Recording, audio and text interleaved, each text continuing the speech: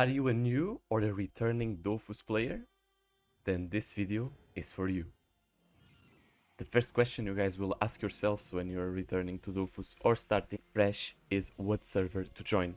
And the best tip I can give you guys is to join the server where your friends play on. Other than that, the second option is to join either the most populated server or the server that speaks your language. In this case, if you are English watching this video, I would suggest either Talcaixa for multi-logging or Draconiros for mono accounting. Once you choose your class and your server, you'll find yourself in Incarnam. Incarnam is the starting position in Dofus. Basically, it's the tutorial area. In Incarnam, you'll find out how your class works by playing against some mobs, and I advise you, since in an MMORPG, I advise you to do all the quests in Incarnam. And then, when you feel ready to find Dofus world, you should go down to Astrub, taking the portal. Once you're in Astrub, you'll need to do the Astrub quest as well, since that's the last free-to-play zone in Dofus. After that, you'll find a lot of more areas, but as I said to you guys, you need to pay. But fear not, because Dofus allows you to buy your own subscription with the commas that you earned throughout your adventure. Well, I already told you about Incarnam and Astrub, since the questline is linked, but now I will tell you what to do next, and the optimal way I use to start from zero is super simple. You should always try to do all the dungeons in your level range with all the achievements, as it gives you a lot of XP and commas. After you completed Astrub and the Silver Dofus, the next Dofus you can go for is the Coward Dofus. With the Coward Dofus you will be able to discover the Pandala Island as well. After completing the Coward Dofus, up next is the famous Moon Island, where you will be able to get the Coco Dofus, commas, and lots of XP as well. Once Moon Island is done, you can finally start questing some of the Primordial Dofus. How, you might ask? Well, you should direct yourself to the swamps in order to find Mariana. Once you find her, you will have all the requirements to start some of the Primordial Dofus. The three main Dofus I advise you to look for is the Emerald, the Crimson, and the Turquoise Dofus, as they are the main base and the quests are not very complicated for the starting and returning players. Of course, this is only up to you. You can still discover the Wall of 12 by yourself and test other quests.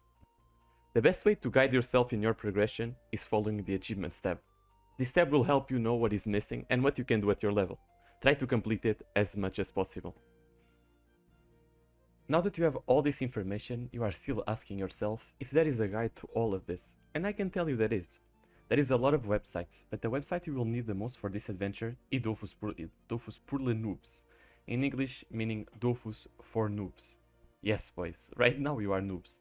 Just kidding, please subscribe. This website is in French, but you can translate it with your browser to English and follow all the steps in order to do the quest I just told you guys. The most important thing that everyone watching this video should do is finding people to play with.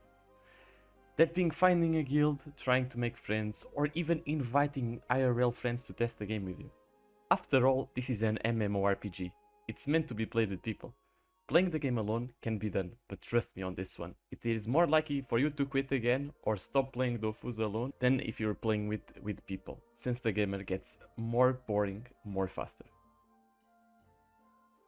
If the PvP in Dofus caught your attention and you guys want to participate at a higher level and you have access to all the gear, I suggest you to watch my KTA video where I explain all about the KTA tournaments and the highest level of PvP in Dofus.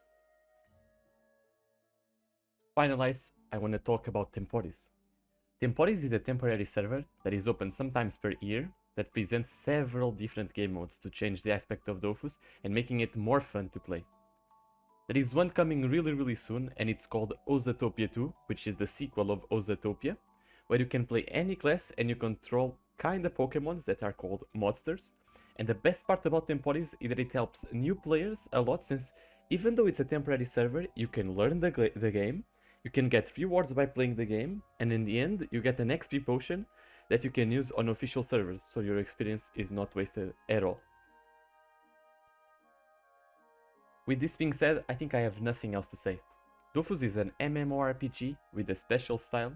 In this video I gave you all some suggestions on what to do, but in the end, it's all up to you. It's your experience, it's your gameplay, you do what you love. And I will repeat, play the game with people, and always do what you like the most. And if you have any questions or any help, just join my Discord and ask me anything. I hope this was helpful for you all. My goal was to help new people since Dofus Unity is coming, and maybe it will light up the game. And I hope you all enjoyed. Don't forget to leave a like and a sub, and I'll see you all in the next video. Bye bye.